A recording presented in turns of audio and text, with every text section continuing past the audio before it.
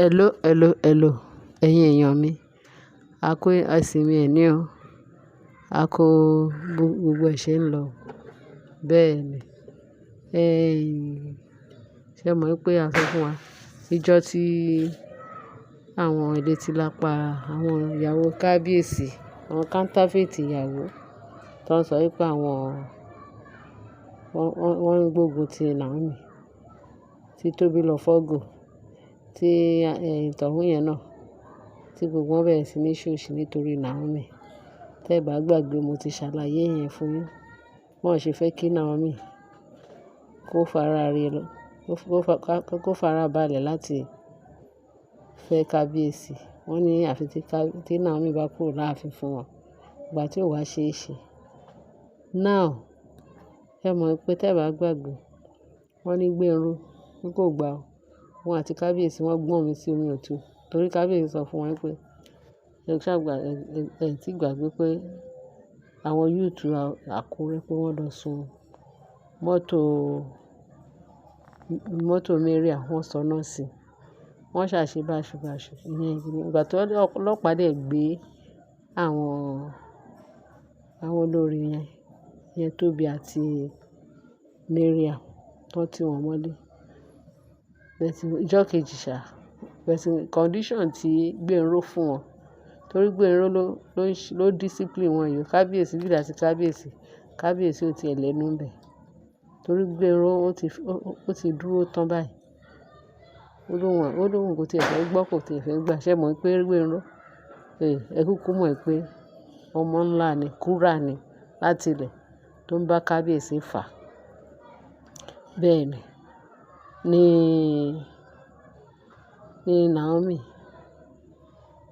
Naomi àti kábíyèsí. Àwọn méjèèjì, ibi kan ṣá ni àwọn méjèèjì kọrí sí. Pé kò sí bí nǹkan tó ń bọ̀ lókè tí ilẹ̀ ò gbà. Pé wọ́n ti kọ́ Naomi lóró. Naomi dẹ̀ dúró gidigba. Fóun àti wọn kì í máa ṣe kékeré. Ẹnu ọjọ́ mẹ́ta yìí ni a gbọ́ pé ṣe ni Mariam pé Naomi lọ sí ọjà Jámọ̀ lọ ra nǹkan. Àṣé, ṣé mọ̀ pé ó dàbí pé Mariam wá sí Àkúrẹ́ nígbà yẹn. Wà lákúrẹ́. Ó dẹ̀ ti ń sọ fún àwọn tó wà ní ọjà Jámọ̀, bóyá àwọn agent ẹ̀. Wọ́n sọ fún Mariam pé Mariam ti sọ fún wọn pé tí wọ́n bá bá wọn rí Naomi ní ọjà Jámọ̀, pé kàn inform wọn. Ọlọ́run dẹ̀ wá ṣe. Wọ́n ní ìyàwó wá sí ọjà Jámọ̀ yẹn, Naomi níjọ́ yẹn. Pé Mariam dẹ̀ wá rìn sásìkò. Wọ́n ní kì í máa ṣe kékeré. Wọ́n níbi tí Naomi ti ń rajà, tó ń jù sínú trolley, tó mú eléyìí tó ń jù sínú trolley, tó mú eléyìí tó ń jù sínú trolley. Bí Mariam kan, gẹ́gẹ́ bá ṣe gbọ́, Mariam kan rìn sásìkò ní ìdúnkù. Àṣé ó ti ń dẹ. Ọlọ́run, àdúrà tá ń gbà ni pé kí Ọlọ́run kó ṣọ́ wa lẹ́ni tó ń ṣọ́ ni tá ò ṣọ́. Wọ́n ní bí Mariam kan yọjú sí Naomi lójijì ni pé kí ni ìwọ lérò pé wàá ṣe níbí báyìí? Pé mo ti sọ fún wọn pé tí wọ́n bá bá mi rí ẹ níbí báyìí, pé àjọ máa na tán bí owó ni. Wọ́n ní ṣe ló dẹ̀ já trolley tí Naomi fi ń rajà. Ó taari trolley yẹn síwájú. Ó bá ní ìwọ. Pé wọ́n kì í wọ́n sá ìwọ ní òun ẹni tó kú. Ìwọ ní gọ́ọ̀tì wọ́n wá sí ọjà Jámọ̀. Ṣé ẹ mọ̀ pé ọjà Jámọ̀ yẹn ó dàbí pé wọ́n ti wí ilẹ̀ fún Tádé nìkáwò. Wọ́n lóhùn nìkan ló wà, kì í ṣe pé bóyá ó mú Tádé nìkáwò wá lọ. Wọ́n ló tán. Wọ́n ní bí Mariam ṣe tutọ́ sókè. Pé láyé, pé Naomi ò gbọdọ̀ mú nǹkan kan níbí báyìí. Pé kí Naomi walk out kúrò ní ọjà Jámọ̀. Ìwọ ń wá sí ọjà Jámọ̀. Ìwọ fẹ́ máa mú nǹkan. Ṣé ìwọ ló ní? Ìwọ ló ní. Pé ṣé o mọ̀ pé òun láṣẹ bó ṣe láṣẹ ń bí lòun náà láṣẹ ń bí torí ọkọ àwọn làwọn náà ní ọjà Jámọ̀. Wọ́n ní Naomi ò tí ì dá lóhùn. Wọ́n ní ó tún pa kùrùtì. Wọ́n ní gbogbo èèyàn dẹ̀. Wọ́n á fi wọ́n ṣèrànwọ́ pé kí ló máa ń ṣe ọmọbìnrin yìí? tí ó fi di pé ó ń ṣe báyìí fún Naomi. Wọ́n nígbà tí wàhálà yẹn pọ̀ jù, tí Naomi bá kọjá bí, wọ́n ló máa tẹ̀lé, ló ń pariwo, ó ti gbọkọgbọkọ, kíní kan, òun á fojú ẹ̀ hàn mẹ́wàá. Wọ́n ní nígbà tí wọ́n ní téèyàn bá sùn nìkan ògiri, the way tó máa bojú wẹ̀yìn, nǹkan kí nǹkan tó bá rí ló máa là mọ́ ń tọ̀hún lórí náà. Nígbà tó ti sunkún ògiri, at the end of the day ṣe ni Naomi kàn sùn mọ́. Kò sí ẹ̀ wá mọ̀ ìgbà tí Naomi gbé ìfọ́tí gbígbóná fún. I feel like bó ṣe kí ìfọ́tí gbígbóná fún báyìí, wọ́n ló kàn ta gọ̀ọ́gọ̀ọ́ lọ ṣubú lu àwọn àtẹ tán pa àwọn gúúsù tí wọ́n fi pàtẹ́. Bó ṣe taari ẹ̀ nù. Pé wá wèrò, wọ́n sún mọ́ wọn. Wọ́n ní lílù báyìí pé àṣẹ agbára wà lára Naomi. Ṣé ẹ mọ̀ pé ìyá yẹn náà ti dàgbà? Agbára mélòó ló ní? Ìyá tó ti fẹ́ wọ 60 yẹn tí ò bá ti wọ 60. Naomi pẹ̀lú bó ṣe ọmọ 30 something years. Ẹ wo iye ọdún tí màmá yẹn tó fi ju Naomi lọ. Pẹ̀lú bí Naomi ṣe regain agbára ọmọdé wà lára rẹ̀. That's why kò ṣe ìbímọ. Agbára yìí wà lára rẹ̀. Wọ́n ló na bastard sí Mariam lára. So gbogbo wọn kàn wọ́n pakùrù ti Naomi pípé ìyọ̀dẹ ni because ó ti ń dákẹ́ fún wọn. Ó ti ń dákẹ́ wọ́n fi pé bí tó bá kó láyà jẹ títí pé wọ́n máa sá fún wọn. Bẹ́ẹ̀ tí wọ́n wá mọ̀ pé Naomi ti wá gbòòrò jù.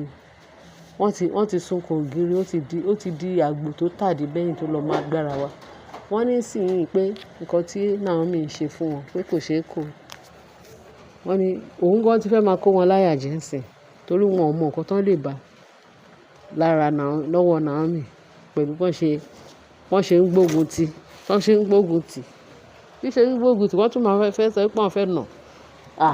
Ọwọ́ Naomi ti yá gan sìn yín o. Naomi ti pakùrù tí wọ́n sìn yín o. Wọ́n ní bó ṣe na ìyá yẹn gidi gan ni. Wọ́n ní àwọn pípù yẹn náà wọ́n á gba Mariam kalẹ̀ lọ́wọ́ Naomi. Bí Mariam ṣe sunkún padà sí ààfin nìyẹn. Wọ́n ló dé ààfin. Wọ́n ní wá lọ sọ fún kábíyèsí pé kí kábíyèsí wò gbogbo nǹkan tí Naomi ṣe fún un. Pé Naomi ṣe. Wọ́n ní kábíyèsí ò tútọ́ o. Kò tiẹ̀ bá sọ anything. Wọ́n ní kábíyèsí ò bá sọ anything bí kábíyèsí ṣe wá. Wọ́n ní from there ni kí ló ń jẹ́ bí lady yẹn ṣe wá sí ààfin. Bó ṣe délé, wọ́n ní búkàn ṣe sọ fún Gbénró láti padà sáàfin. Pé ṣé Mariam sọ pé òun ò ní fi àbúrò òun lọ́rùn lẹ̀. Pé òun á fi ojú Mariam hàn mẹ́wàá. Wọ́n ní bó ṣe gbé Mariam ni. Àwọn DSS wọ́n ló gbé DSS again tó tún lọ sí ààfin lọ arrest Mariam. Wọ́n ní bó ṣe dé, wọ́n ní wọ́n bú dé ọ̀dọ̀ àwọn DSS. Wọ́n ló sùn mọ́jú o. Wọ́n ní ó sùn mọ́jú. Pé nǹkan tí tuntun ta tí wàá gbọ́ ni pé ó sọ fún àwọn DSS pé kó tó kúrò ní station pé wọ́n gbọ́dọ̀ bail ẹ̀. Pé òun fẹ́ fi ojú Mariam hàn mẹ́wàá torí ó ti pẹ́ tó ti ń ṣe. Òun dẹ̀ máa sọ fún pé ó máa stop ẹ̀ níbi tó ti disturb àbúrò òun. Sister àwọn yìí, òun ò fẹ́ ra kankan gbọ́dọ̀ rà. Pé òun fẹ́ kó kọ undertaking. Pé láti èní lọ tí nǹkan kan bá ṣe ẹ̀gbọ́n òun pé kó kọ́ pé òun ò ní threatening ẹ̀ mọ́ òun níṣe. Wọ́n ní ṣe ló kọ̀. Wọ́n ní before you know it, ó tún ní kí wọ́n tún mú Mariam. Kan tún lọ mú Tóbi lọ́ba. Wọ́n tún ti lọ arrest Tóbi. Pé àwọn méjèèjì nìkan sign kìíní yẹn. Kì í máa ṣe kékeré. Wọ́n mú Tóbi. Wọ́n ní àwọn nígbà. Wọ́n ní tán bá nígbà. Wọ́n ní Naomi Gbénró sọ pé kó má release Tóbi kó má release àwọn méjèèjì. Kó má release àwọn méjèèjì again. Pé until tó bá kọ undertaking. pé láti èní yìí lọ o, láti ọjọ́ yẹn lọ o, wọn ò gbọdọ̀ tún threaten àbúrò òun. Wọn ò tún gbọdọ̀ pé nǹkan kí nǹkan tí wọ́n tó bá ṣe sí, tí wọ́n ṣe fún Naomi. Pé báyìí báyìí báyìí pé kán kọ undertaking. Wọ́n láwọn ní lápá wọn ní kọ́. Wọ́n ní ó dáa, ẹ ní kọ́, ibi tí ẹ máa gbé nìyẹn o. Wọ́n ní condition tí Gbénró sọ fún wọn ni. Wọ́n ní nígbà tó ń sùn mọ́jú pé kò sí anybody. Even nǹkan wọ́n ní kábíyèsí ò tiẹ̀ dé bẹ̀. Débi pé ṣé wọn pé tẹ́lẹ̀ tẹ́lẹ̀ kábíyèsí àti máa sọ fún wọn pé kán fi wọ́n lẹ̀. Gbénró gbénsìn.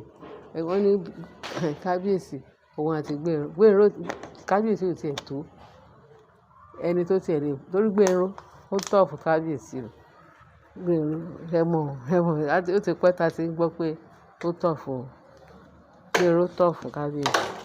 Ó ní business kan tí Gbénró bá kábíyèsí ṣe.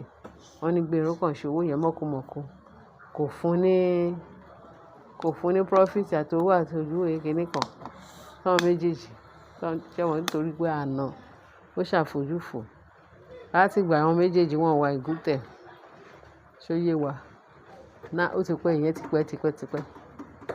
So pẹ̀lú ẹ̀ Naomi Gbénró ò tiẹ̀ gba ti kábíyèsí. Kò gbà rárá àwọn méjèèjì ò gba ti wọn. Torí nígbà tó dé ààfin, wọ́n ní kábíyèsí ò tiẹ̀ tó ẹni tó máa sọ fún òun pé kó má mú Mariam àbí kó má mú anybody. Pé ìṣojú kábíyèsí náà sọ náà sí mọ́tò Naomi. Kí ni kábíyèsí fẹ́ sọ? Wọ́n ní meanwhile, wọ́n ní wọ́n tọwọ́ bọ̀wé by force by fire. Wọ́n kọ undertaking. So wọ́n nígbà tí Mariam padà sáàfin, wọ́n ní bó ṣe wá ń sùn fún gidi gan pé kábíyèsí dẹ̀ ó wà níbẹ̀ yẹn. Kábíyèsí ò wá wọn wá kò dá sọ́rọ̀ àwọn àti Gbénró. Wọ́n ní Tóbi wá sọ pé nǹkan tóun fẹ́ fojú Gbénró rí, òun máa ṣe gbé àwọn àṣà òun fẹ́. Wọ́n ló ti lérí léka pé òun á fojú Gbénró kan mẹ́wàá. Gbénró ní tóun bá pa ẹ́ kò sọ pé díẹ̀ ló máa kó fún ẹ. Ó ní ìwọ. Gbénró kẹ̀dẹ̀rẹ̀ ọmọ ìgboro ni. Wọ́n ní Gbénró sọ pé ṣèbí wọ̀ ìwọ ọmọ ìgboro ni ẹ́. Wàá bá wa ń ta oríta mẹ́ta ló ti máa bá gbogbo wa. Wọ́n ní nǹkan tí Gbénró sọ fún Tóbi nìyẹn. Pé bẹ̀tì Mariam wọ́n ní níṣe ló bẹ̀rẹ̀ sí ní pariwo. Ó sọ pé kábíyèsí pẹ̀lú wọ́n wá bẹ̀rẹ̀ sí ní ṣe oríṣiríṣi tó ń sèrè gùn. Wọ́n ní kábíyèsí ò tẹ̀ dáná. Wọ́n láwọn òjòyè ló sọ fún kábíyèsí pé ṣèbóbìnrin yìí sọ pé òun ò ní kúrò ní ààfin lẹ́rọ̀. Kó máa kúrò tipátipá because ọ̀rọ̀ Mariam ti sú wọn. Ìyẹn àwọn alàgbà tó wà láàfin. Wọ́n láwọn nìkan náà face Mariam this time around. So ẹ̀yin èèyàn wa, ẹ rí i pé wọ́n ti ka àbùkù. Wọ́n ní sìn pé Naomi dàbí ẹlífáǹtì. Tí ẹlífáǹtì bá fẹ́ wọ inú ìgboro tó fẹ́ wò ṣé gbogbo wọn máa bìlà ni. Wọ́n ní bí Naomi ṣe rí fún gbogbo wọn nìyẹn. Ẹnu gbogbo wọn ti wọ́ gbogbo agbára wọn pátápátá. Agbára wọn ti bàjẹ́. Ọlọ́run ti rọ̀ wọ́n lágbára. Ó ti ṣẹ́ wọn lé gbogbo ẹ̀. Naomi ti free. Kò sí nǹkan tí wọ́n lè ṣe fún Naomi. Irú àwọn ogun àwọn nọ́mbà Naomi ṣẹ́ gbogbo ogun tí wọ́n gbé tì. Ẹ̀yin èèyàn mi, àwọn gist tí mo ní mo rí tí mo fẹ́ sọ fún wa ni tí mo gbọ́. Ẹ bá share, kí ẹ bá like, kí ẹ bá subscribe. Kẹ́ fi tó kù sí comment section. Níwọ̀n bá nǹkan tá a rí. So òun náà là ní ká gbé sí wa létí. Ẹ ṣé gan-an ẹ ṣe ń tẹ́tí sí wa. Bye. A kú sí mi.